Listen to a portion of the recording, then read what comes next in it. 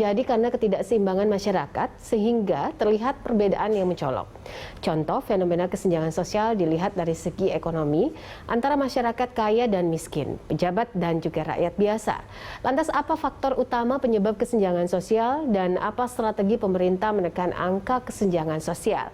Langsung saja kita akan membahasnya bersama Direktur Kependudukan dan Jaminan Sosial Kementerian PPN Bappenas, Muhammad Kholifi Ani, dan juga Ekonom Universitas Gadjah Mada, Ahmad Akbar Susamto. Pak Akbar dan juga Pak Livi, terima kasih sudah bergabung bersama kami. Selamat malam Bapak-Bapak. Selamat malam. Selamat malam. Baik, saya mungkin langsung ke Pak Livi. Pak Livi, menanggapi apa yang diungkapkan oleh Pak Anwar Abbas tadi. Beliau mengungkapkan bahwa kondisinya saat ini rakyat yang paling bawah itu belum tersejahterakan atau belum sampai menyentuh mikro dan juga ultramikro. Tanggapan pemerintah soal ketimpangan dan kesenjangan sosial yang memang masih jadi soal di Indonesia. Ya, makasih. Pertanyaannya ini menarik ya. Jadi saya akan mulainya dengan data-data RPJMN 2015-2019. Saat itu kalau kita bicara ketimpangan, maka tentunya yang menjadi perhitungannya adalah dengan Gini koefisien atau angka Gini. Nah di 2015 itu kalau kita perhatikan itu angka Gini kita kisarannya itu 0,408, dan ketika 2019 yang lalu itu semakin membaik, itu menjadi sekitar 0,380. Artinya kalau kita bicara dari 0,4 menjadi 0,380 pada September 2019, ini kan menunjukkan sebetulnya ketimpangan di Indonesia itu sudah mulai mengecil. Jadi kalau ada yang bilang mengatakan kesenjangan sosialnya semakin dalam, saya kira kurang tepat seperti itu. Memang kami pahami bahwa ketika COVID kemarin, karena juga ekonomi kita juga terkontraksi, maka Gini kita juga sedikit naik, tapi tetap dalam kisarannya 0,384, yang artinya tetap di bawah 4%, 0,4. Artinya ketimpangan kita menurut kita tetap menjadi ketimpangannya masih rendah seperti itu. Oke. Itu sih ininya. Pak Livi, ini penyebabnya tuh apa sih sebenarnya? Memang kondisinya kan kita tahu kalau misalnya Gini rasionya semakin mendekati 0, artinya memang lebih baik begitu ya. Nah, kalau supaya masyarakat lebih paham lagi begitu, secara general apa sebenarnya kondisi yang menyebabkan ketimpangan di Indonesia ini? Kalau secara konsepsinya tentunya 0 sampai 1 ya, ininya ya, angka-angka Gininya. Jadi kalau besarannya 0,4 itu atau di bawah 0,4, kita bilangnya adalah ketimpangannya rendah. Kalau 0,4 sampai 0,5 ketimpangannya sedang. Kalau di atas 0,5 tentunya ketimpangannya tinggi. Jadi kalau saya katakan tadi kisarannya masih di bawah 0,4, apalagi di September 2019 yang lalu 0,380, maka kita katakan ketimpangan kita rendah. Nah sekarang kenapa ketimpangan kita menjadi rendah? Saya kira intervensi pemerintah yang menyasar kepada kelompok 40% ke bawah ini menjadi hal yang dilakukan membuat gitu ya ketimpangan kita semakin rendah. Jadi kita tahu misalkan sekarang ini di dalam COVID lapangan pekerjaan juga semakin sulit, banyak yang terkena PHK. Berarti apa yang harus dilakukan? Mereka yang 40% ke bawah tentunya perlu bantalan ekonomi. Apa yang harus kita lakukan nih? Bantuan sosial, bantuan subsidi upah, kemudian bantuan sembako, beras murah, subsidi listrik, kuota. Nah itu membuat mereka itu punya bantalan ekonomi supaya mereka daya belinya terjaga dan mereka bisa berkonsumsi. Kalau mereka bisa berkonsumsi kan paling tidak kita bisa menahan supaya mereka bisa berkonsumsi sehingga mereka bisa terus menahan daya belinya tetap berkonsumsi, maka membuat kesenjangan kita itu menjadi semakin kecil. Seperti itu. Oke, saya ke Pak Akbar. Gini rasionya turun, Mas Akbar, tapi memang tipis begitu ya. Nah, kalau menurut Mas Akbar sendiri, kalau boleh dielaborasi secara makro, kondisi ketimpangan sosial yang masih jadi soal di Indonesia ini seperti apa? Ya, saya kira pesan utamanya Pak Anwar Abbas adalah pentingnya kita untuk bersama-sama mengurangi ketimpangan pendapatan itu. Saya kira begitulah, tanpa harus terlalu detail melihat pada angka-angkanya yang memang agak fluktuatif. Apalagi dengan pandemi COVID-19 sekarang yang bulan September berubah, nanti bulan Maret berubah lagi, dan seterusnya begitu ya. Tapi saya kira semangat beliau yang paling utama adalah mengingatkan kita semua lah gitu, bahwa kita harus bersama-sama berusaha untuk mengurangi ketimpangan pendapatan yang sedang ada. Memang angkanya fluktuatif. Jadi angkanya tadi Pak Livi sudah mengatakan, gitu, angkanya sempat kita dulu mencapai 0,4 sekian, gitu ya, dan sekarang ini kira-kira sekitar 0,38 sekian, naik turun dikit lah, gitu ya. Nah, oke. Nah, memang sudah ada sejumlah langkah yang dilakukan, gitu ya, untuk mengatasi itu ya. Misalnya yang paling standar adalah pemberian bantuan untuk orang miskin. Ketimpangan ini kan bicara tentang apa yang didapat oleh orang yang kaya dan apa yang didapat oleh orang miskin. Maka salah satu cara untuk mengatasi ketimpangan itu adalah dengan meningkatkan yang didapat oleh orang miskin. Maka kita tahu sudah ada sejumlah program bantuan sosial lah yang diberikan untuk mengangkat yang miskin. Nah, satu. Kedua, pemerintah juga sudah punya beberapa program yang ditujukan untuk mengurangi ketimpangan itu secara lebih sustainable, terutama misalnya mengejar pertumbuhan ekonomi, gitu. Karena dengan pertumbuhan ekonomi harapannya nanti harapannya adalah tercipta lapangan pekerjaan dan kemudian masyarakat bisa mendapatkan pekerjaan dan pendapatan mereka meningkat. Nah, dalam konteks itu menurut saya arahnya sebagian sudah benar, begitu ya. Arahnya sudah benar, meskipun dalam prakteknya di lapangan tidak selalu mudah. Ada hal-hal yang mungkin harus kita cermati bersama, harus kita sempurnakan, gitu.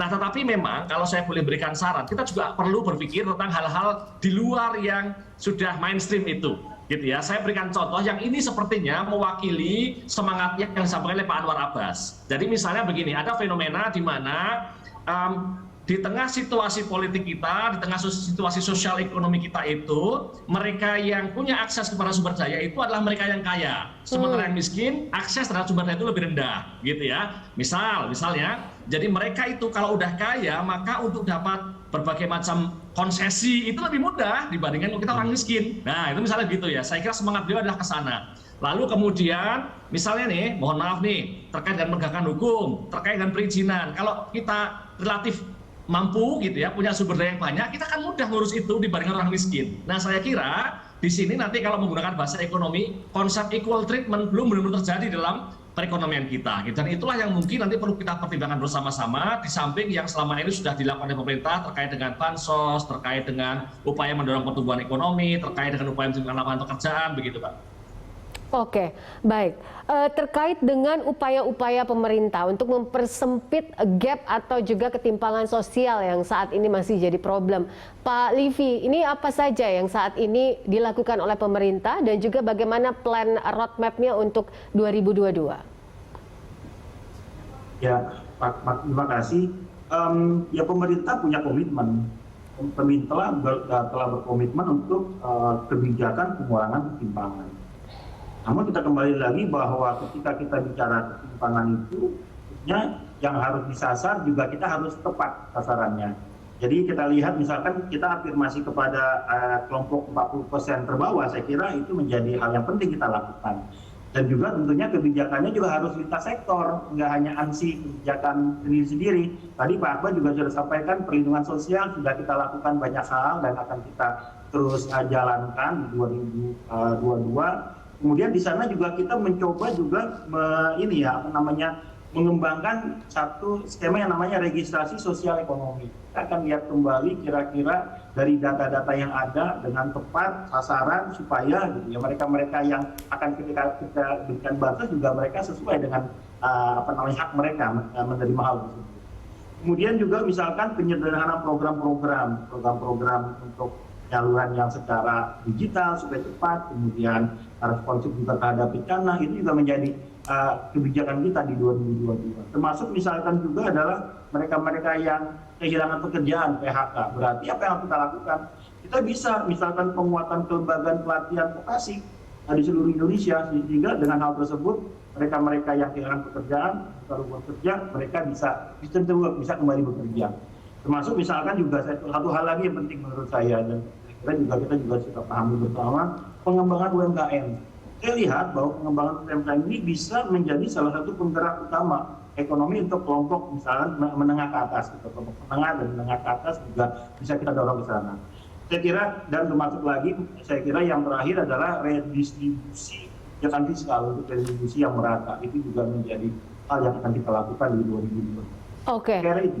Baik. Ini menarik ya. Bagaimana supaya usaha mikro dan juga ultra mikro ini akhirnya juga bisa tersentuh oleh perbankan? Ini yang seringkali menjadi pembahasan di permukaan, Pak Alivi, dan juga soal bagaimana agar UMKM kita ini bisa naik kelas begitu, sehingga juga bisa mempersempit ruang ketimpangan sosial yang masih ada di Indonesia. Tapi kita akan bahas usai jeda. Pemirsa, tetaplah bersama kami.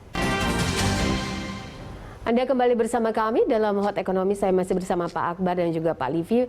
Mas Akbar, kalau kita bicara soal mikro dan juga ultra mikro, ini yang sering sekali menjadi soal juga. UMKM harusnya bisa lebih diprioritaskan dan banyak usaha yang memang harusnya bisa dilakukan oleh pemerintah dan juga stakeholder terkait. Nah, terkait dengan hal ini, sulit sekali mungkin untuk mendapatkan kadang pembiayaan begitu ya. Ini kenapa ya? Kalau UMKM ataupun usaha ultra mikro kita sulit mendapat pembiayaan, dan adakah input yang bisa diberikan terkait hal ini? Baik, Mbak. Jadi masih menyambung yang tadi saya sampaikan, ada yang namanya equal treatment. Jadi dalam konteks equal treatment, konteksnya smash pun juga terjadi unequal treatment, gitu ya. Jadi kalau small and medium enterprise itu mengajukan pembiayaan di bank misalnya, itu pertama itu seringkali administrasinya justru lebih ribet daripada perusahaan besar, gitu ya. Aturannya sih sebenarnya sama, cuma dalam prakteknya itu seringkali karena kepercayaan yang mungkin lebih rendah dari pihak lembaga keuangan kepada UMKM, sehingga pelakuan pada mereka lebih ribet. Kedua, Mbak, dalam banyak kasus bunga yang harus mereka tanggung lebih gede, gitu ya. Jadi karena small and medium enterprise itu nggak bisa mengakses perusahaan besar-besar gitu, bank-bank yang besar gitu ya, bank-bank itu, sehingga mereka kemudian mengakses misalnya BPR tuh, BPR, Bank BRI Rakyat gitu ya, dan itu tingkat bunganya lebih tinggi. Apalagi nanti yang lebih kecil lagi, mikro gitu ya, usaha level mikro itu mereka pinjamnya di koperasi simpan pinjam, dan seterusnya begitu, yang itu lebih tinggi lagi tingkat bunganya. Jadi justru semakin kita itu semakin sulit posisinya, semakin susah gitu ya. Jadi semakin mereka itu secara ekonomi itu lebih rendah, itu mereka harus menanggung biaya lebih besar, gitu ya. Dan saya kira itu memang harus kita atasi. Karena kalau nggak begitu, artinya apa? Artinya semakin kaya perlakuannya lebih mudah, semakin miskin bakal lebih sulit, gitu. Dan nah, pemerintah menurut saya perlu memikirkan skema-skema yang perlu bisa dilakukan untuk membantu mengatasi persoalan itu. Saya berikan contoh ya, memang sudah ada sih program KUR ya, kredit untuk rakyat. Di mana kredit untuk rakyat itu skemanya adalah berupa subsidi bunga. Harapannya supaya sebagian pembiayaan untuk UMKM itu menjadi lebih murah. Tapi tahu nggak, nanti banknya mereka ketika memberikan itu nggak gitu-gitu amat, mereka nggak gitu mainnya banknya. Di implementasinya bank itu mereka kalau punya usaha-usaha yang udah mapan begitu, lalu mereka selama ini setia dengan bank itu, mereka kasih KUR nanti, gitu ya. Sementara yang benar-benar mikro dalam artian mikro yang sesungguhnya nggak dikasih, UMKM yang kira-kira nggak dikasih. Contoh ya, KUR ini dulu beberapa tahun yang lalu itu skemanya Mbak namanya penjaminan usaha, gitu ya, penjaminan kredit skemanya. Sekarang diubah menjadi skemanya adalah subsidi bunga, dan itu efeknya beda untuk equal treatment tadi. Kalau penjaminan kredit itu lebih mendukung untuk penciptaan equal treatment. Karena apa? Karena kira-kira pemerintah mengatakan begini, Bang silakan ini kasih kredit untuk UMKM, kalau sampai macet nanti kita yang tanggung, kan gitu. Sehingga apa? Sehingga banknya akan lebih cenderung untuk memberikan kredit kepada UMKM itu. Tapi sekarang dengan skema subsidi bunga, bank nggak melakukan itu. Bank akan main aman, yang mereka pilih adalah yang kira-kira selama ini udah bagus, gitu ya. Jadi upaya-upaya untuk mencari equal treatment seperti itulah yang saya kira sangat penting. Mungkin kita bisa membuat regulasi tertentu yang memastikan bahwa equal treatment itu terjadi. Gitu. Oke, baik. Pak Livi, apa upayanya terkait hal ini? Apa yang pemerintah bisa dorong sehingga ultra mikro dan juga mikro ini bisa tersentuh oleh pembiayaan perbankan? Ya, terima kasih Mbak. Jadi memang benar tadi Pak Akbar juga sampaikan ya Pak Akbar ya. Jadi ada program pembiayaan bagi usaha mikro, misalkan dengan KUR-nya, dan KUR-nya sendiri juga ada kredit ultra mikro buat mereka-mereka yang ultra mikro, dan juga kalau ada juga namanya program PNM Mekar. Jadi itu juga menjadi satu dorongan untuk mereka-mereka yang ultra mikro dan mikro untuk mendapatkan pembiayaan. Namun gini Mbak ya, jadi memang kalau kita lihat mereka susah untuk mempunyai akses dengan pembiayaan. Saya bilangnya mungkin bukan susah tapi tantangan lah. Jadi tantangannya itu dari diri pengusaha mikro itu sendiri maupun dari sisi perbankan. Tadi Pak Akbar juga sampaikan ya, kalau dari sisi perbankan, memang perbankan akan memilih mana yang apa namanya term and condition-nya lebih bisa menjangkau, karena kan biaya kredit sendiri kan tinggi. Oleh karena itu, saya pikir dari sisi pengusaha mikro sendiri atau ultramikro, mereka juga harus paham. Kadang-kadang itu mereka belum punya informasi untuk bagaimana mereka bisa mendapatkan akses pembiayaan seperti itu. Keduanya adalah kadang-kadang mereka juga ketika misalkan mereka untuk memenuhi pembiayaan dari sektor keuangan kayak NPWP mereka nggak tahu, izin usaha mereka belum punya paham dan sebagainya. Hal-hal teknis seperti itu kadang-kadang memang harus kita berikan pemahaman lah, edukasi dan advokasi seperti itu. Dan juga hal-hal yang lainnya bisa jadi juga pengusaha ultramikro ini, Mbak, dan Pak Akbar juga, ya mereka itu tinggalnya di pedalaman gitu, jadi agak susah di kota besar sehingga mereka agak susah juga untuk akses ke kota besar dan sebagainya. Hal ini juga membuat mereka akses untuk perbankannya agak repot. Oke, artinya literasi menjadi satu kunci ya, Pak Livi. Betul. Oke. Setuju saya. Ya. Baik. Nah, ini kalau bicara soal akhir tahun 2021, kita tahu pandemi belum berakhir, ya. Kemudian ada lagi problem baru soal Omikron. Nah, ini tentu saja ketika misalnya ada varian baru, potensi kesenjangan dan juga ketimpangan ini kan masih belum bisa betul-betul teratasi, gitu. Mas Akbar mungkin terakhir seperti apa melihat hal ini? Oke, saya komentar dikit tadi tentang literasi. Betul, jadi salah satu bentuk inequality dan yang menyebabkan keparahan inequality itu adalah literasi. Jadi biasanya yang semakin miskin itu semakin tidak literate. Nah, itu yang memang masalah kita juga gitu ya. Nah, oke, kembali ke Omikron gitu ya. Nah, jadi pada dasarnya di tengah pandemi COVID-19 ini, kalau kita bisa mengatasi peluang pandemi COVID-19, maka kita bisa segera menggerakkan perekonomian. Dan nanti harapannya bisa ciptakan lapangan pekerjaan. Gitu. Tetapi Mbak, gitu, kalau kita lihat data sebenarnya ya, kalau kita lihat data di tengah pandemi COVID-19 ini secara umum sebenarnya yang terdampak itu baik yang kaya maupun yang miskin. Jadi data menunjukkan bahwa sebenarnya perubahannya itu nggak terlalu drastis selama pandemi. Kalau dibandingkan sebelum pandemi dan sudah pandemi memang memburuk gitu. Tapi kalau dalam masa pandemi sendiri sebenarnya relatif setara. Gitu. Nah, yang menarik adalah kalau kita sedikit lebih detail, yang di kota Mbak itu yang kemudian secara umum itu lebih buruk daripada yang di desa. Gitu ya, kalau yang di desa itu sama-sama miskin ya sebenarnya. Gitu. Nah, kalau yang di kota itu yang kaya, yang miskin, sehingga kemudian secara umum rasio Gini kita itu kalau yang di kota itu lebih parah daripada yang di desa. Dan di tengah pandemi COVID-19 situasi itu juga semakin kelihatan gitu. Nah, di situ salah satu persoalannya adalah karena ketika tadi sekali lagi di tengah pandemi COVID-19 sebagian pekerjaan hilang dan yang terdampak itu adalah mereka pekerja-pekerja di sektor-sektor tertentu yang kemudian begitu mereka kehilangan pekerjaan langsung out mereka Mbak, nggak punya pendapatan lagi. Okay. Kalau yang di desa jelek-jeleknya nggak kerja, jadi petani dia masih dapat pendapatan, begitu ya. Nah, kira-kira begitulah yang mungkin itu harus kita perhatikan, tapi sih kita pengennya segera selesai ya pandemi COVID-19.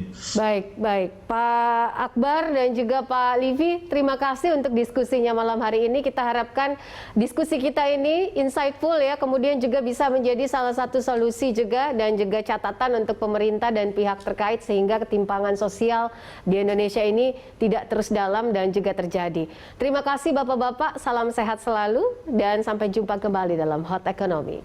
Pemirsa, sampai di sini kebersamaan kita dalam Hot Economy. Anda bisa mengirimkan informasi dan saran ke email kami di redaksi @berita1.tv atau follow kami via Twitter, Facebook, YouTube, dan Instagram. Saya Poppy Zedra. Terima kasih, sampai jumpa.